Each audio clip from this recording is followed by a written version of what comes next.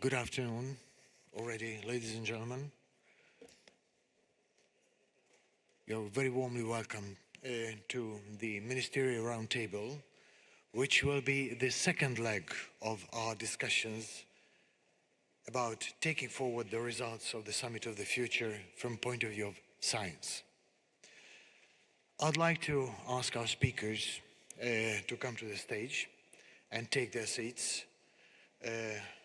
Mr. Junguo Liu, the President and Professor of North China University of Water Sources and Electric Power, Deputy Prime Minister of Montenegro, Filip Ivanovic, the Senior Board Director of US National Academy of Sciences, Vam Turakian, Mr. Javier Garcia Martinez, past President of International Union of Pure and Applied Chemistry from Spain, and last but not least, Mr. Marcelo Fett, State Secretary and Secretary of Science, Technology and Innovation of the state of Santa Catarina, Brazil.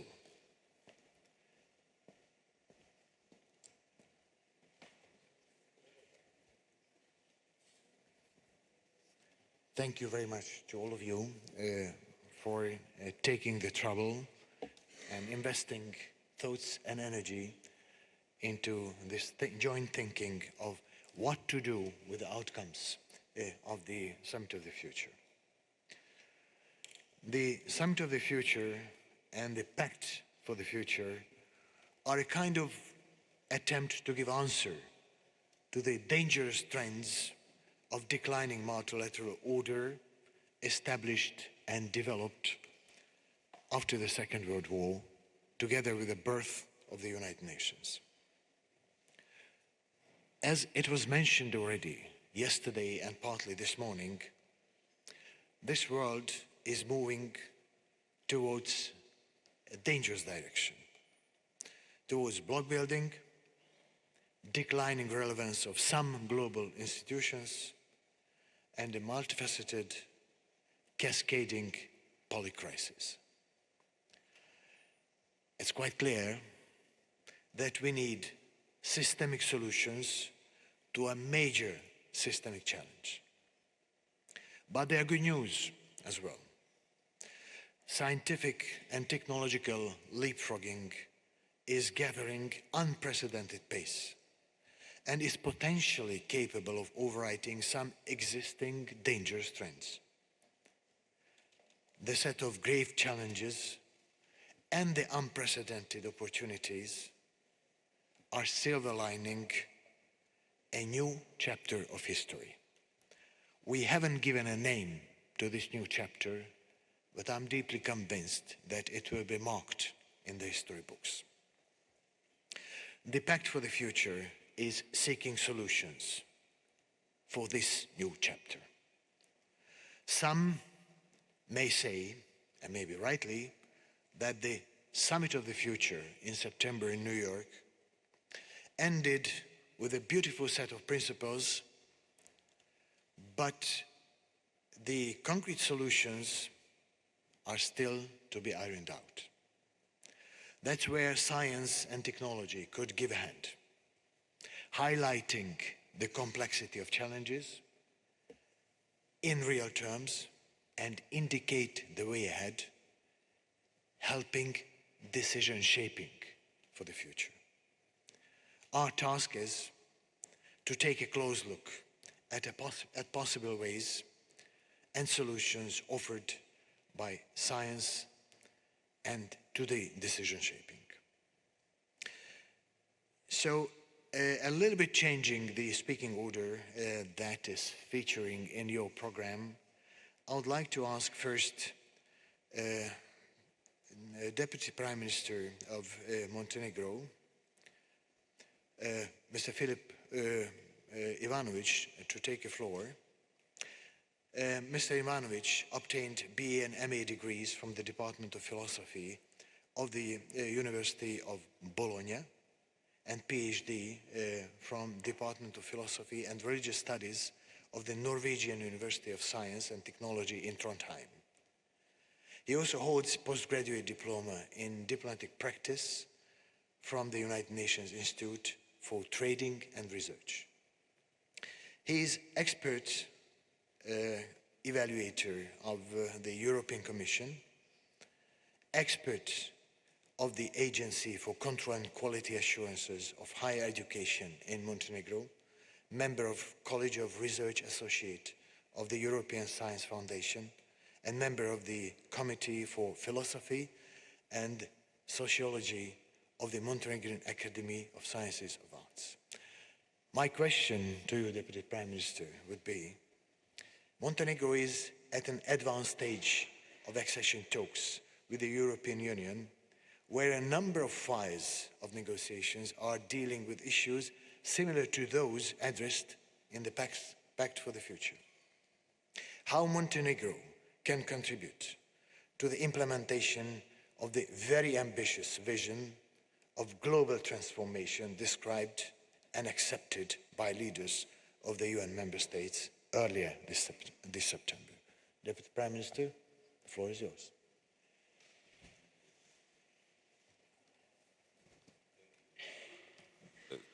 Is it working, the microphone? Yes, okay. Thank you very much, first of all, for the invitation to be here and to participate at this ministerial roundtable. And of course, thank you for the introductory remarks that you have given. Indeed, Montenegro is at the moment at, I would say, the highest peak of realization of its main foreign policy priority goal, which is joining the European Union. So this goal of joining the European Union has been the primary goal of Montenegro for the past 12 years since we are negotiating on accession. And we have made quite a lot of progress in the past 12 or 13 months. We have received the confirmation of this progress by getting the positive interim benchmarks assessment report in June this year for negotiation chapters 23 and 24, which are the crucial chapters for accession, those related to the rule of law and fight against organized crime and corruption. And I'm, again, additionally very pleased to be here in Budapest because in less than a month, probably, we will have another intergovernmental conference between Montenegro and European Union under the Hungarian presidency, where we will close additional 4 negotiation chapters. This priority of ours is complemented by 3 other foreign policy priority goals that we have envisaged in our government, and they relate to the NATO membership. We are also a member of NATO, the good neighborly relations, and number 4, last but not least, the bigger visibility and engagement of Montenegro in international and multilateral organizations, primarily, of course, the United Nations. So I also had the pleasure to head the delegation of Montenegro at the United Nations General Assembly in the end of September, where we have adopted and participated at the Summit for the Future, adopted Pact for the Future, and what Montenegro was able to say in the remarks, and of course to participate during the very formation of the document, is that fulfilling the Sustainable Development Goals and working on them is in big part complementary with the European accession goals. So while we are working on reforms that are related to negotiation chapters on the accession with the European Union, we are also working on fulfilling many of the Sustainable Development Goals. And I'm very happy to share that our SDG index score is 73.05, and index rank is 57 out of 166. So we are, let's say, in the best third, so to say, more or less in the best third of countries when it comes to fulfilling the Sustainable Development Goals.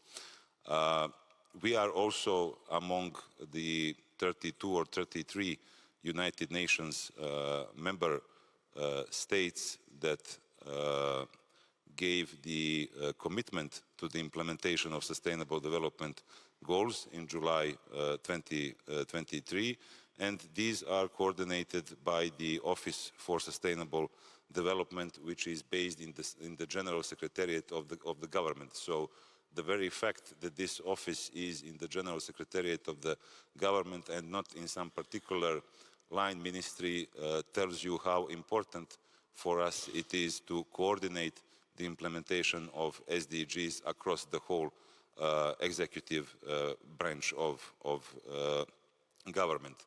I would also like to say that in the past years, we have made quite a lot of progress in different areas, and one of those is in reducing child poverty. So there we have excellent results, and the rate of extreme material and social deprivation fell by nearly 10 percentage points, which is for us a big success.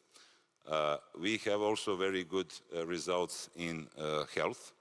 However, health remains one of our concerns, and I'm sure that you understand what are the biggest concerns, like in many other countries that arose with new technologies, with new communication channels, with new social media and so on. This is, of course, the immunization rates that are in many countries under question, also in Montenegro, but I think that we have made also progress, quite a lot of progress there. We have a 72% universal healthcare index, and currently it's stagnating, but we are working quite a lot to reach the pledged level of 75%. When it comes to the children's rights, we also made that a priority, and we confirmed it by inter alia positioning the Council for Children's Rights at the level of Prime Minister's cabinet. So the Prime Minister's cabinet is responsible for the Council for Children's Rights. Other areas in which we are working very hard are social inclusiveness, are early education enrollments, PISA testing, and so on, and so on. Basically, and this is something that we always try to promote wherever we are, by working hard on implementing the SDGs, you are actually doing good for your own people and for your own country. So it's not just a, let's say, a political goal.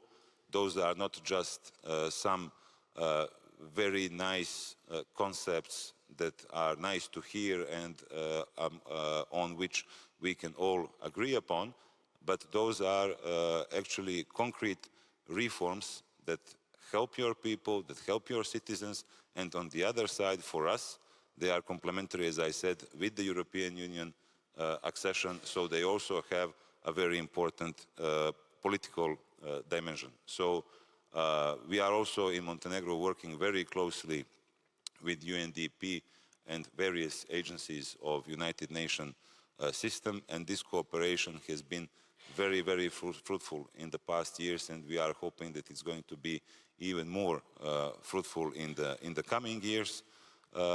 And these agencies and these parts of UN system, by working with us on sustainable development goals, have also greatly contributed to various elements of our European integration. And this is something that I cannot highlight enough.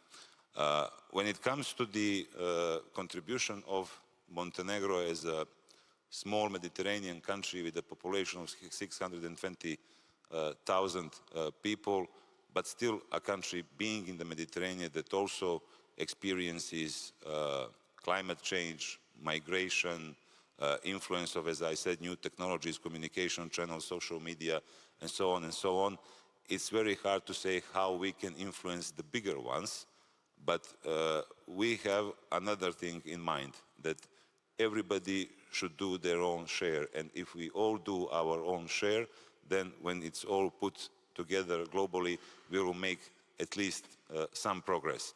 Although this is not very easy to explain to everyone. But we believe that by working on this and by putting this as a priority and by making the lives and everyday lives of our people, of our children, and so on, we will make a contribution. And an important part of being a small country, or important role of being a small country, is having a voice in the United Nations, and this is what we have been trying to do quite a lot in the past period, and we want to intensify this voice in the coming period. And we have been very active in the United Nations, and we have contributed also to the discussions when it comes to the Summit for the Future. So for this introductory remark, I think it is enough, and thank you for your attention.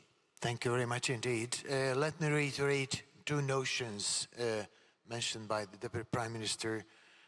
Transformation in the world starts with transformation at home. And the second is, never mind how small or big you are, we all have our contributions to make to the global transformation. Thank you much indeed.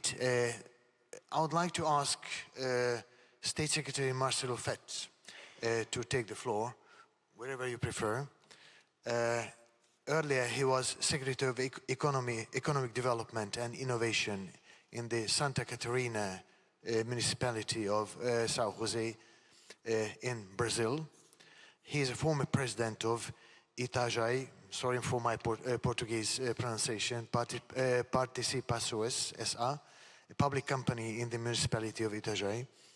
And my question to you, State Secretary, is that Brazil is a major player in multilateral processes, as well as international efforts to find scientific and technological solutions for sustainability transition. So where do you see the most impactful actions by scientific community to advance the implementation of the Pact for the Future, and where do you see the bottlenecks? Okay, thank you very much. Thank you for the invite to come here. As you know, the Summit of the Future, promoted by the United Nations and held in September 2024, was an event focused on defining global guidelines and actions to address today's greatest challenge, such as climate crisis, social inequalities, sustainable development, global security, and technology.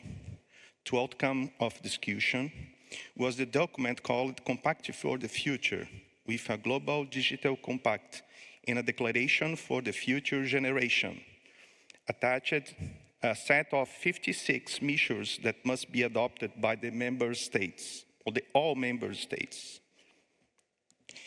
In short, the purpose of the event was to define current actions to solve current problems, thinking about the world we will leave for the future generations. The challenges of the 21st century must be solved by the 20th century solutions, as told Mr. Guterres. Take forward for the results of the event, present significant challenges in several areas. First of all, international cooperation. One of the biggest obstacles is effective collaboration between countries, especially in a scenario of polarization and political and economic tensions. Global actions often clash with national interests, making it difficult to implement multilateral commitments. Countries with different levels of development also have difficulty aligning their priorities, especially with regard to economic and environmental issues. Second, financial commitments. Financing is an essential to achieve the established goals, especially those related to climate change, combat poverty, and sustainable development. However, it is difficult to secure financing because financial resources are limited in developing countries, make it difficult to make long-term commitments. 30, solutions to climate and environmental. Actions to mitigate climate change and promote sustainable economic development often conflict with economic interests, especially in sectors such as fossil fuels and agriculture. 4, innovation and technological regulations. The advancement of technology, such as NI and biotechnology, raise ethical and regulatory issues that require effective and global governance to prevent misuse. However, there are significant differences between countries on how best to regulate these innovations, which makes it difficult to create common global standards. 5, support from civil society and private sectors. The involvement of non-governmental organizations and the private sector is essential to achieve the objectives, but these sectors are not always aligned with public policies and international guidelines. 6, social and economic inequality. It is necessary to take into account the realities of developing countries. Commitments to poverty reductions, for example, require not only investments, but also appropriate policies for redistribution and social justice. These challenges require political will, long-term commitment, and coordinate effort across countries, sectors, and citizens for the outcomes of the Summit of the Future to have a lasting impact. Santa Catarina is a small state in south of Brazil that has just over 1% of the country's territory, but is responsible for over 6% of our Brazilian GDP. And considering Brazilian legislation, it has been doing its part in line with the commitments established by the summit. In terms of international cooperation, the state of Santa Catarina created the State Secretary for International Affairs, which is working to promote supranational cooperation, agreement to promote sustainable economic development, technology transfer, and innovation. Agreements have already been signed with the state of Catalonia in Spain, with Portugal, and we are also in process of signing agreement with the city of Tampere in Finland.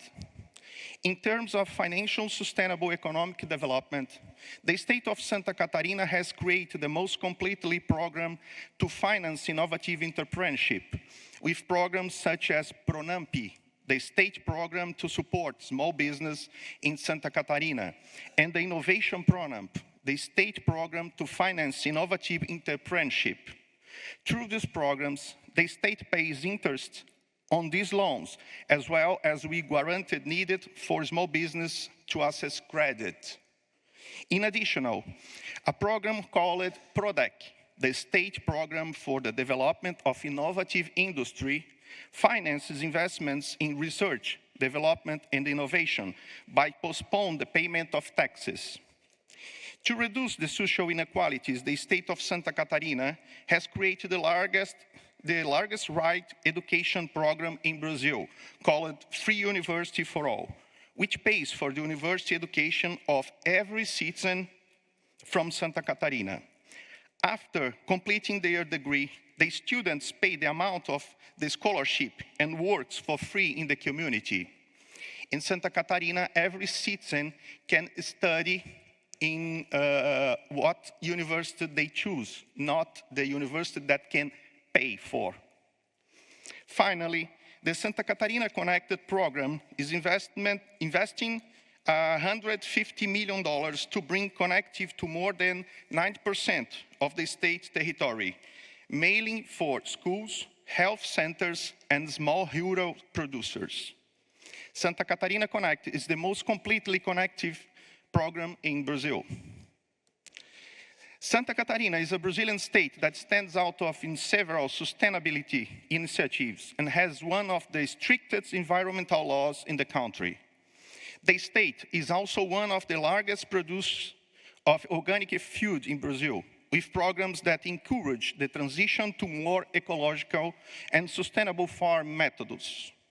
Many cities have already implemented selective waste collections and recycling systems. We are the second largest innovation hub in Brazil and home to several startups and technology companies focused on sustainable solutions. The city of Florianópolis, for example, is the national capital of startups. Furthermore, it is the only state that has an energy transition law to end the use of fossil fuels in energy generations. In a country with continental dimensions,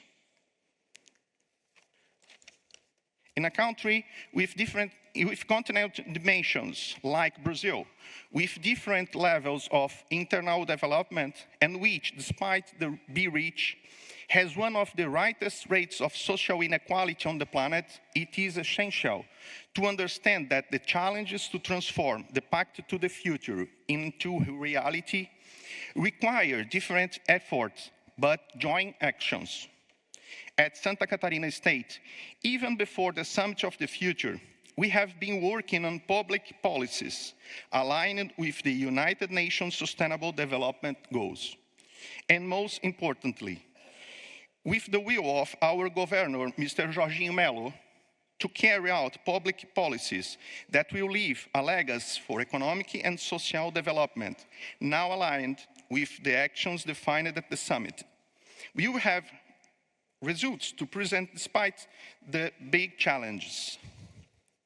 Before finish, I would like to show a short video of Santa Catarina so that you can know a little bit more about our state.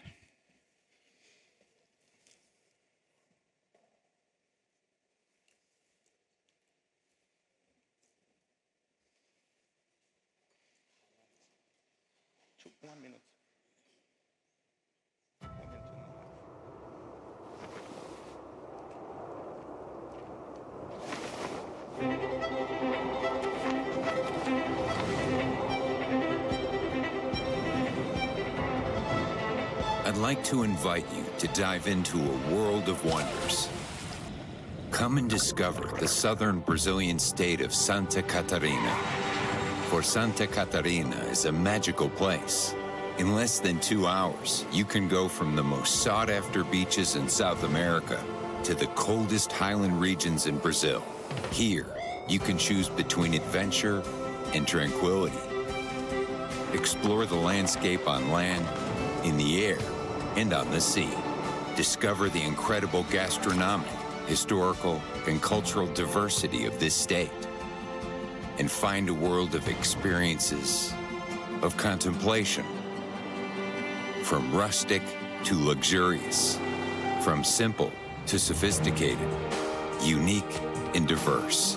Santa Catarina is also a world of real opportunities, a strong economy with competitive industries, technology hubs, and a robust agricultural sector in Brazil and around the world. #1 for startups, the country's biggest exporter of pork and chicken. The best state in Brazil for tourism. It's the safest state in Brazil. It has the highest literacy rate, the longest life expectancy, and is among the top 3 on the HDI. Ranked 2nd in social sustainability, fiscal stability, competitiveness, market potential, and infrastructure. With 6 seaports, 5 airports, 780 kilometers of railroad, and 12,500 kilometers of highways. Here, economic growth and quality of life go hand in hand, and they invite you to immerse yourself in this world of opportunities. This place is magical, but it's real. This is Santa Catarina. Come to Santa Catarina, the best location in Brazil to invest, to live, to grow, and to thrive.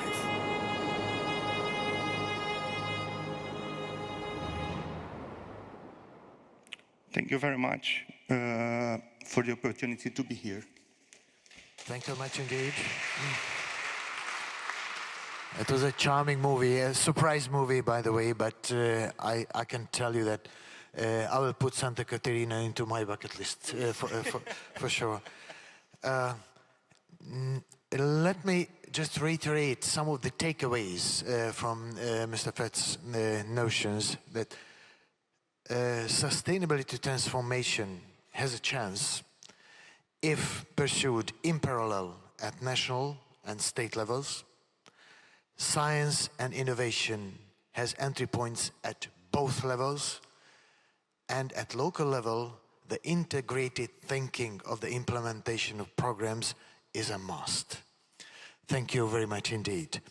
Now let me turn to my good friend Vom Turekian, Senior Board Director of the US National Academy of Sciences. And he is the Executive Director of the National Academies of Policy and Global Affairs Division. Prior to joining the academies, Dr. Turekian served as the Science and Technology Advisor to the US Secretary of State. In 2018, Dr. Turekian was appointed by the UN Secretary General as one of the 10 international members to promote the role of science, technology, and innovation for achieving the 17 SDGs. Well, my question to you is, the world is obviously watching the creation of a new administration in Washington.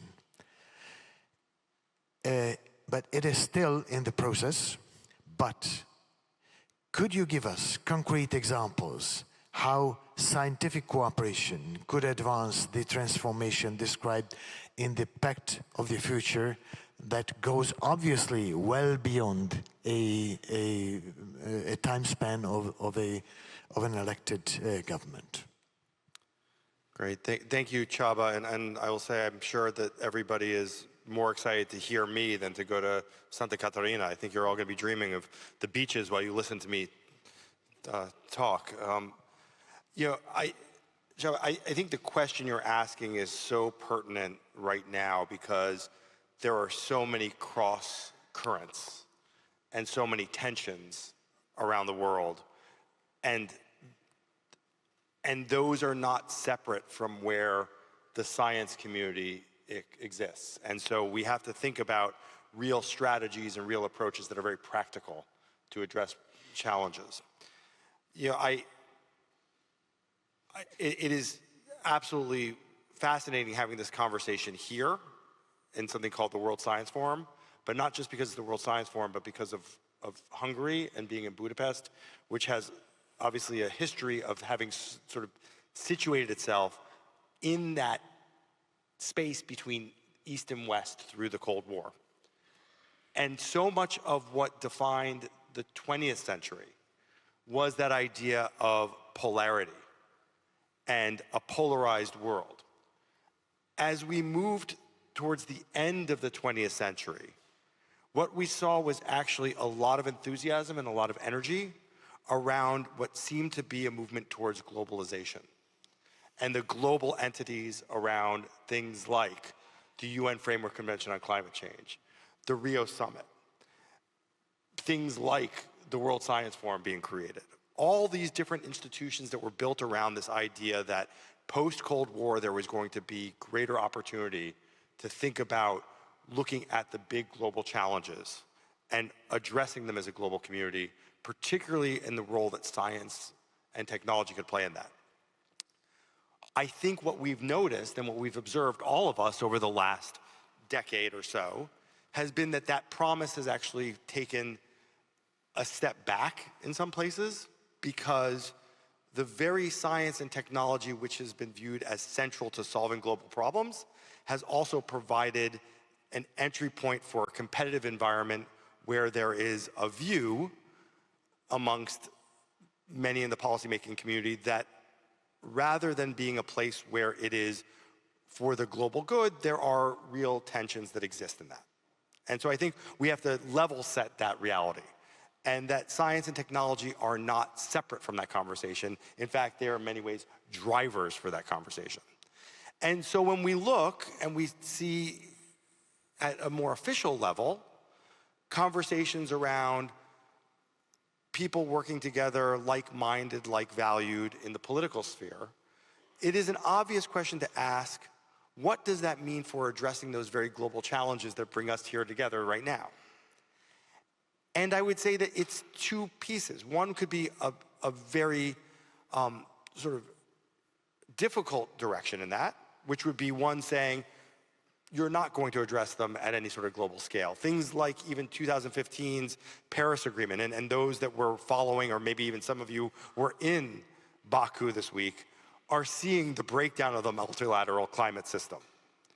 You know, the 2015 Sustainable Development Goals, for many reasons, and I was involved, as you mentioned, Csaba, in some of the, not only the lead up to them, but the actual effort to implement, began to become impacted by, first, a global pandemic that diverted resources, energy, and enthusiasm, and the political reality that that sort of directionality of integration was going to be more and more difficult.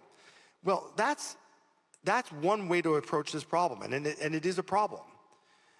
What that does, though, is it makes it even more important for those organizations and entities that have the opportunity to focus on advancing the science and thinking more about that track 2 kind of conversation, to begin to look for ways to build up a scientific commonality of purpose that can maybe provide, if nothing else, a baseline of conversation. But it can also do something even more important. It can provide the evidentiary base that can lead to real focused solutions and focused approaches. So earlier this week, and again here today, I had the opportunity to visit with some of my colleagues in China. I was in Beijing before coming here, for the very reason that the US National Academy of Sciences and the Chinese Academy of Sciences jointly announced the creation of a US-China collaborative in planetary health.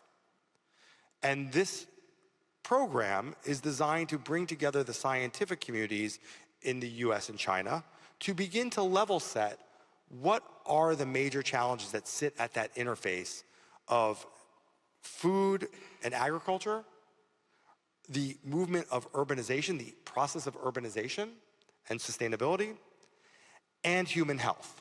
And that not just as individual efforts, but as a commonality and an integrative set of issues that are partially what planetary health is built around. All within the context of water scarcity and water issues and hydrological stresses, climate, and biodiversity.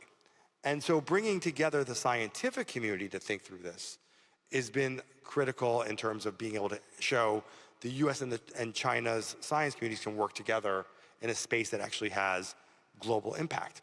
And now I say that second part, and I'll finish here, because when you're talking about a US-China collaborative on planetary health, it's not US and China's planetary health, it's the planet's planetary health.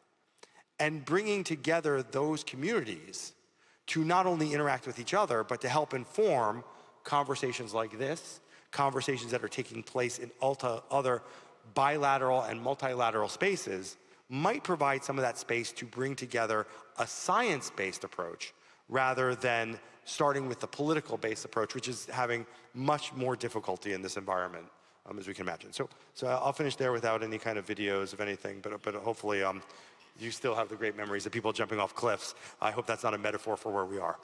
Thank you. Thank you very much, Ron. Ladies and gentlemen, I hope we all realize that what we've just heard is the promise for the future. Is the promise that can take us to a different direction, different from the deepening geopolitical divide.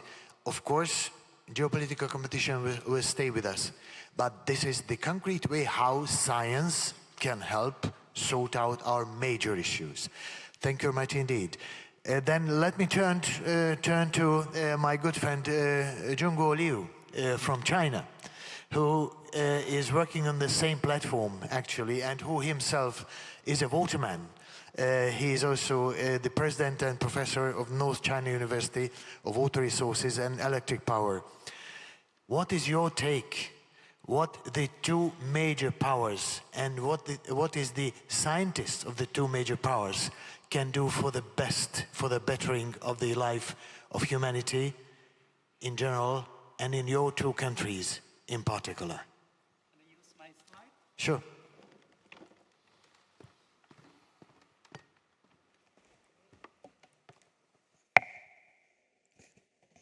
So thank you, Chava, for your invitation and your introduction. It's a great pleasure to be here. As introduced by Chava, I'm a waterman.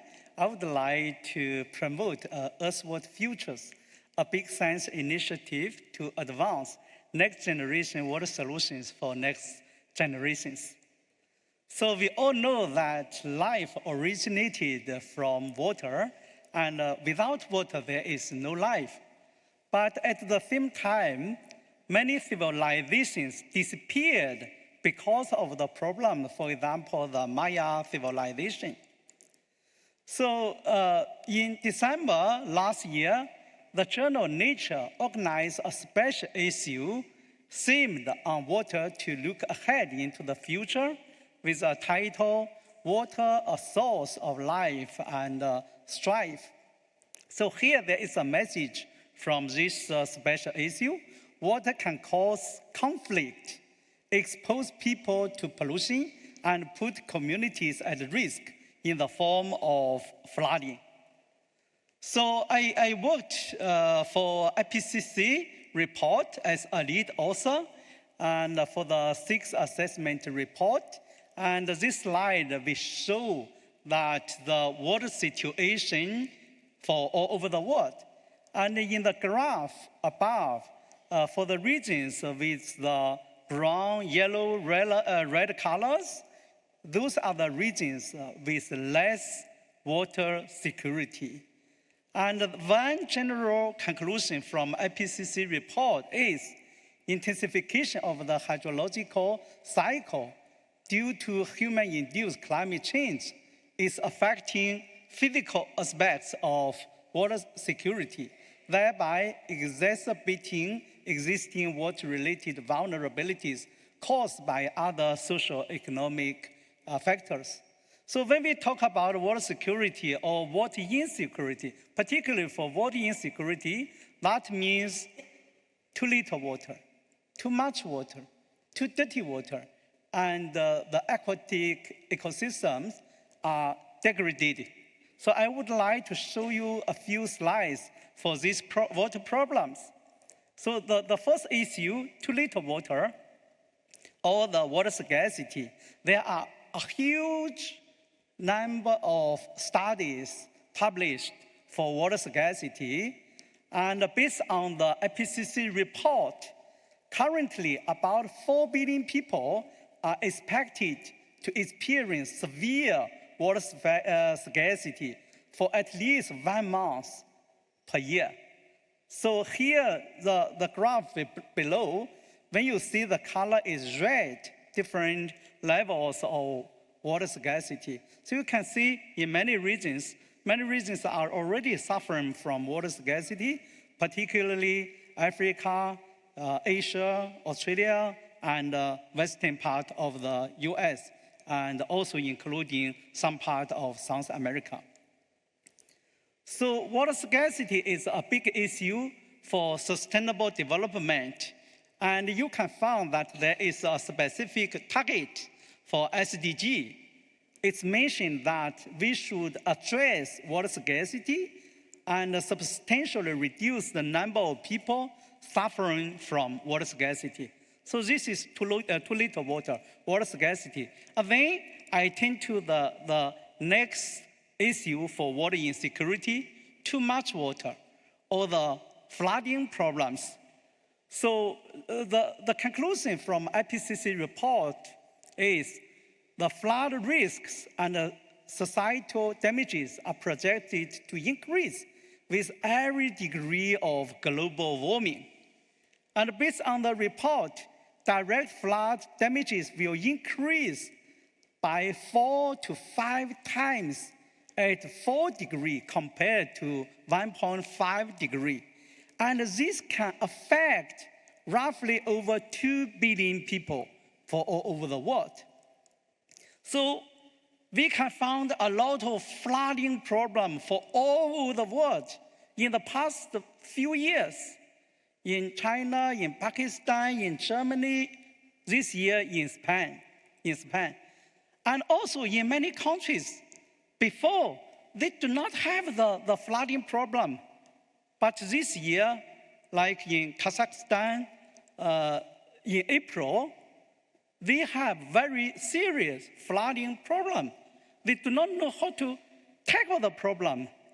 And then over 100,000 people, they have to be evacuated. So the flooding problem is becoming a big problem that can threaten sustainable development for many countries. So the third world problem I would like to mention is too dirty, or the pollution. More than 80% of wastewater resulting from human activities is discharged into rivers or sea without any pollution removal, and the coastal waters are deteriorating due to pollution and eutrophication, and roughly 80% of marine and coastal pollution originates on land. So you can also find specific targets from SDG to solve the water pollution problem, like to reduce the marine pollution of all kinds, in particular from land-based activities, or improve water quality. So the fourth issue I would like to mention for water security is the ecosystem collapse. So based on very recent studies, we found that about 20% of the gorging stations for all over the world already exhibited significant changes in river flows.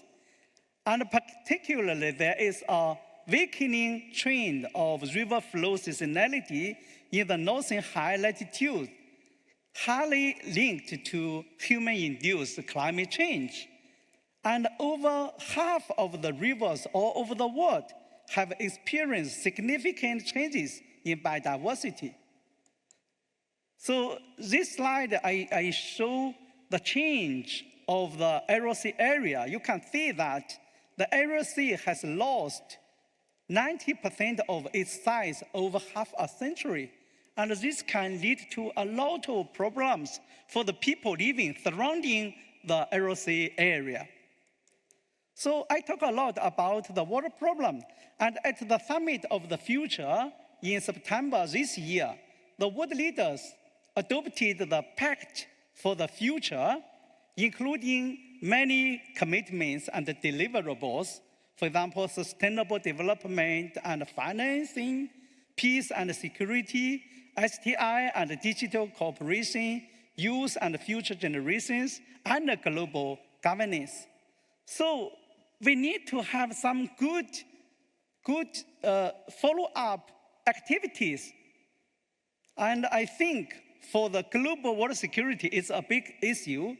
And because water is closely linked to food, closely linked to energy, to climate, to ecosystem, and also closely linked to education, gender, and peace.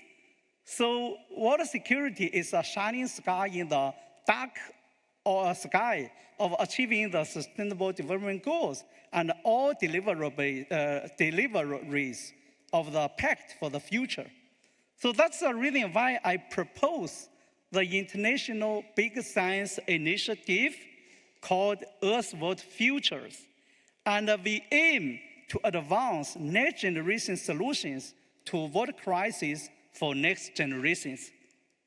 And for this initiative, we would like to promote the data sharing and research collaboration to create global databases and information platform for water crisis and promote joint research efforts, and sustainable management to develop innovative tools and practices for efficient water use and management, capacity building to provide training and support to countries lacking expertise in water technologies, and integrated solutions to address the water, energy, food nexus with integrated green, blue, green infrastructure or solutions. So for such a Earth Water Future initiative, it can include many projects. For example, the Global Water Atlas that can provide real-time data on water crisis worldwide, and a water genome project to understand aquatic ecosystems for pollution control and stepwise ecological restoration, and climate resilient solutions to develop different types of infrastructure for managing water systems and disasters. So to conclude, by integrating Earth Water Futures into the Pact for the Future, we can collectively build a world where water sustains life, development, and peace for generations to come. That's all my presentation. Thank you very much for your attention. Thank you very much, Jungo. You may not even guess how close your proposal is to my heart. Not only because it is a very concrete way how to advance the implementation of the Pact of the Future, but this is a very good example of how to create a global cooperation network on issues that for centuries used to divide nations. Now it is a time when it has to become an area of close cooperation. So I'm sure when President Freund will make the final conclusions of this conference tomorrow afternoon, and will have to report to the world what were the ideas and the added value of this conference, suggestions such as the Earth Water Future Initiative and some others might be ranking very high on the list, deserving a good attention of the global community. Thank you very much indeed for working on that concept. Last but not least, I would like to offer the floor to Javier Garcia Martinez, the past president of the International Union of Pure and Applied Chemists from Spain. Professor Garcia Martinez is a world-renowned chemist whose pioneering contributions to sustainable energy and chemical production have had significant global impact. He is a fellow of the International Science Council and a former member of the Global Young Academy. My question to you, Professor, is based on your experience with various international organizations, could you share your perspective on the main outcomes of the Summit of the Future? How do you see science and your field of expertise can advance the implementation of the political agreement?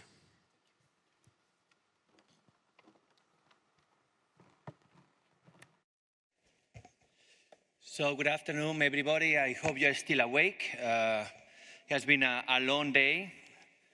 Distinguished members of the World Science Forum, dear colleagues, ladies and gentlemen, it is my honor to address you today as we reflect on the conclusions on the US Summit for the Future.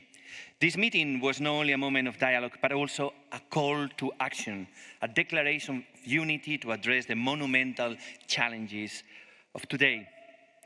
I would like to focus on two themes that emerged from the summit: the indispensable role of youth and the transformative power of science. Institutions such as the Global Young Academy and the International Science Council play a key role in empowering and connecting early career scientists and fostering interdisciplinary collaboration, providing leadership opportunities and promoting the inclusion of young scientists in global decision-making processes. For example, the Global Young Academy serves as a global platform for young scientists to collaborate on initiatives that bridge science, society, and policymaking. By providing access to resources and networks, it enables young researchers to increase their impact on pressing global challenges.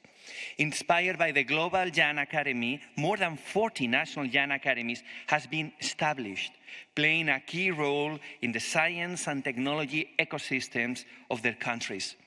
For example, in 2019, a group of Spanish members of the Global Young Academy funded the Young Academy of Spain. 5 years later, we are 50 members working closely with our government on science, policy, and new legislation.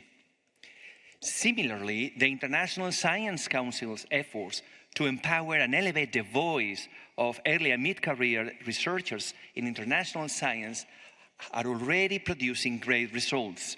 In particular, I would like to mention the Early and Mid-Career Researchers Forum, which has proven to be a very effective initiative to connect young scientists from around the world. Another key conclusion of the UN Summit for the Future was that technology, and in particular AI, has transformative potential to address our most pressing challenges, particularly in mitigating and adapting to climate change. Large language models have revolutionized the analysis of structured text, such as legislation and policy reports. These texts typically follow standardized formats and clear structures, making them amenable to linguistic and contextual analysis used by these learning models. However, applying large language models to scientific literature and databases poses significant challenges. Unlike other types of text, scientific information is often scattered across different formats, repositories, and structures. The lack of standardization hinders the ability of AI to analyze scientific information efficiently. To overcome these barriers, the scientific community must adopt digital formats and protocols aligned with the FAIR principles of making data findable, accessible, interoperable, and reusable. During my presidency of the International Union of Pure and Applied Chemistry, IUPAC, I have prioritized addressing this challenge. Working closely with CODATA and the International Science Council, we are developing protocols for scientific data sharing. These protocols aim to create a consistent framework that connects researchers, policymakers, and data to foster global cooperation. Just last week, during the COP29 meetings, many governments, NGOs, financial institutions, and scientific organizations endorsed the COP29 Declaration on Green Digital Action. This declaration highlights the transformative potential of artificial intelligence to drive climate resilient solutions. A key objective is to integrate digitalization into climate policy. In these regards, I would like to highlight the work I'm doing with an international group of experts to harness the power of AI to uncover non-trivial interactions between the SDGs. Using advanced large language models to analyze databases of documents, we have uncovered unexpected connections between the SDGs, providing actionable insights into which public policies drive progress and which hinders the achievement of the Agenda 2030. The findings inform policymakers with data-driven tools, helping them to prioritize and implement the most effective strategies for sustainable development. For example, these figures here show the relationship between vulnerability to climate change and the relative frequency of SDG mention in the nationally determined contributions. When explicit mentions of the SDGs are used, the left figure, no relationship is found, as most countries do not explicitly refer to the SDGs in their reports. However, when large large language models are used, non-explicit mentions to the SDGs are found. Thanks to this, we have proven that countries that are more vulnerable to climate change care more about SDGs. We have also found persistent synergies and trade-offs across income countries. For example, while high-income countries prioritize systematic challenges such as health and inequality, low-income countries prioritize the water, energy, food nexus and natural resource management due to their vulnerability to climate impacts, which I think is really interesting. However, gaps remain in addressing education and gender equality, risking further inequalities and undermining holistic development. These examples highlight how AI can help us analyze extensive databases and uncover actionable insights that may otherwise go unnoticed. Because in many cases, even if the evidence is there, we may not be able or know how to find it. Thanks to AI, we are starting to learn how to uncover the evidence hidden in the vast amount of scientific information available. Our ultimate goal is to provide these tools to policymakers to help them design more effective, of course, evidence-based public policies.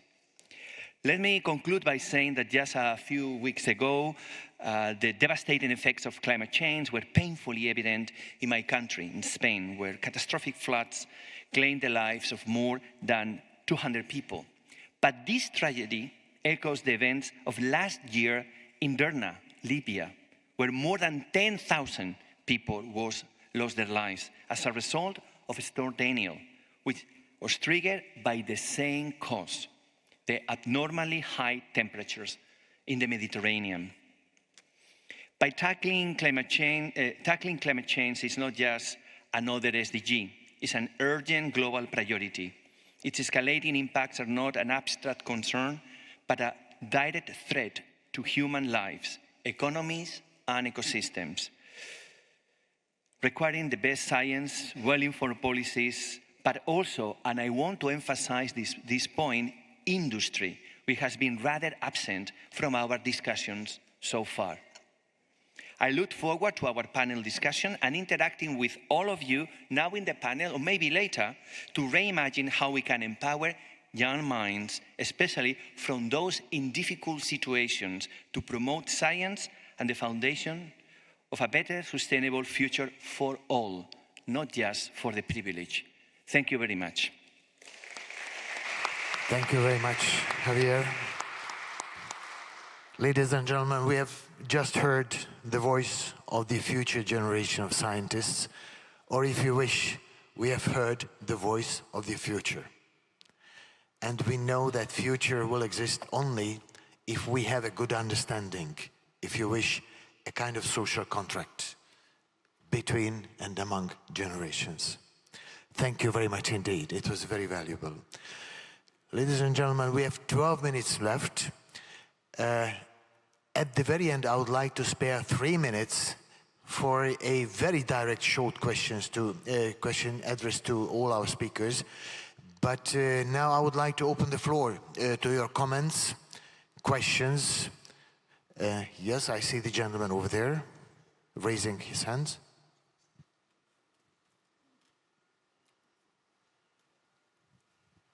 Yes, thank you, and thank you to all presenters. My name is Emmanuel. I'm from Angola, but I live around here in the Netherlands. So my point is, and it will be with a follow-up question, is that we have seen that the impact of climate change is exacerbating in the global south, as it has been presented. And the reason for that, in my mind, is that it's not because the issue is just happening in the global south, but rather because there is lack of resilient systems that can endure the severity of global warming.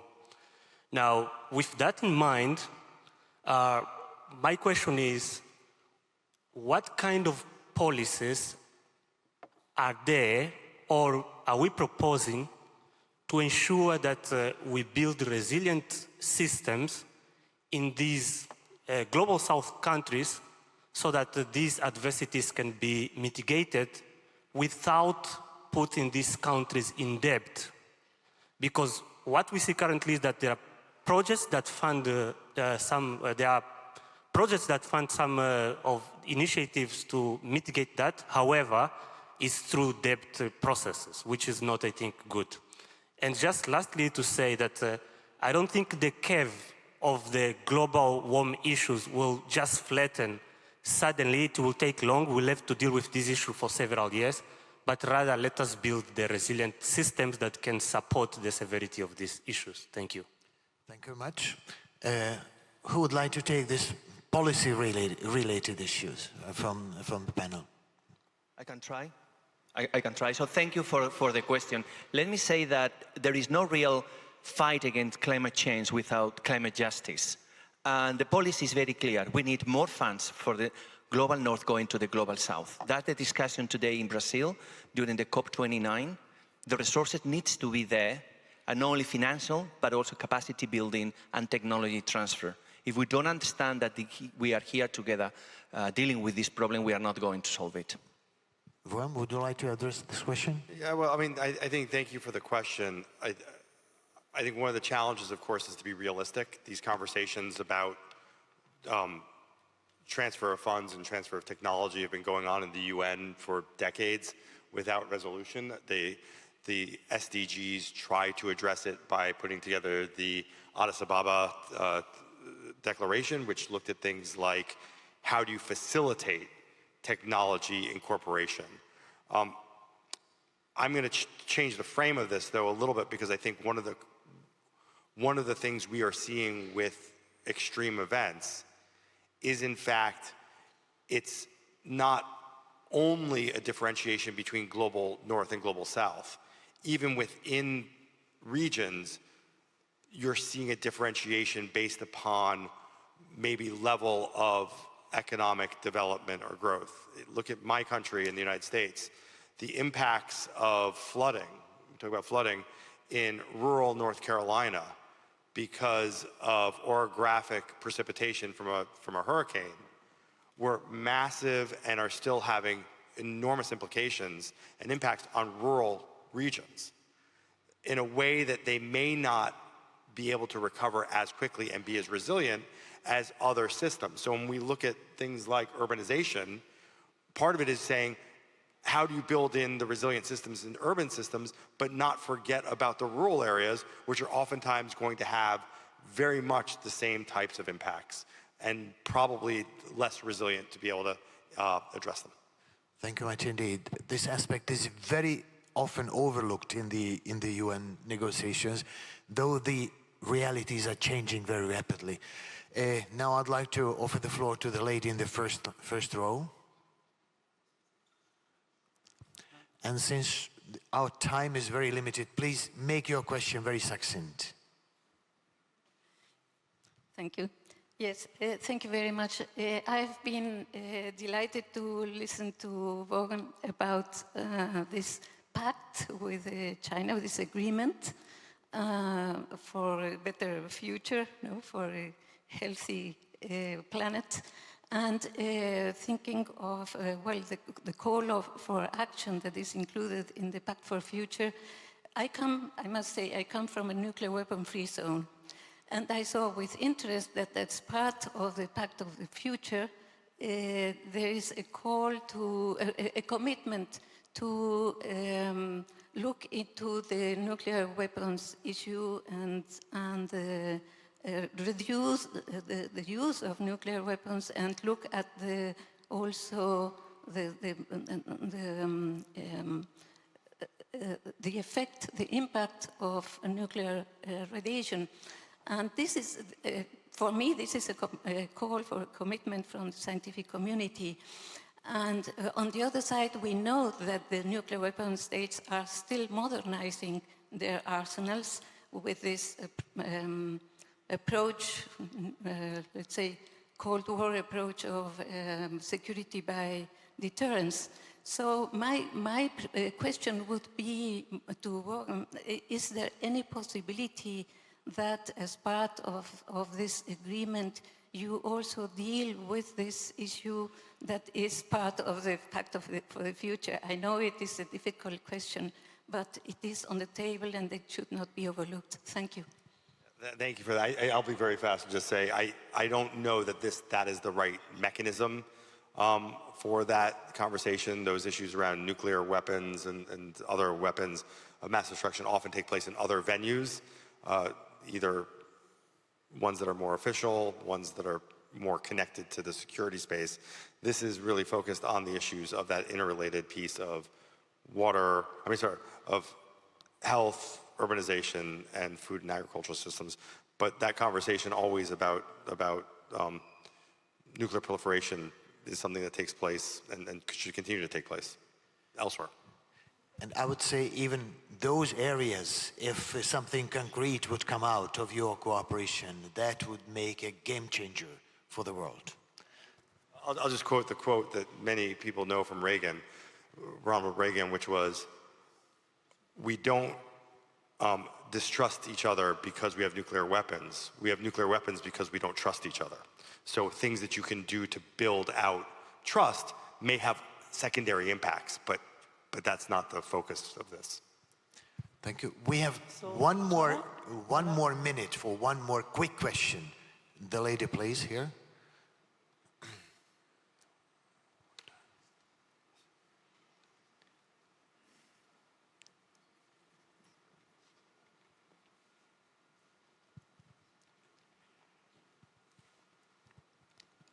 Thank you for the presentation. My name is Salim Sungu from Imperial College London. So my question is about water. So in your projects, do you also do monitoring of virtual water, especially because there's cases of water scarcity and there's evidence that, there's importation of virtual water, especially from water scarce region to water rich region, and how is that going to affect prediction of water in future?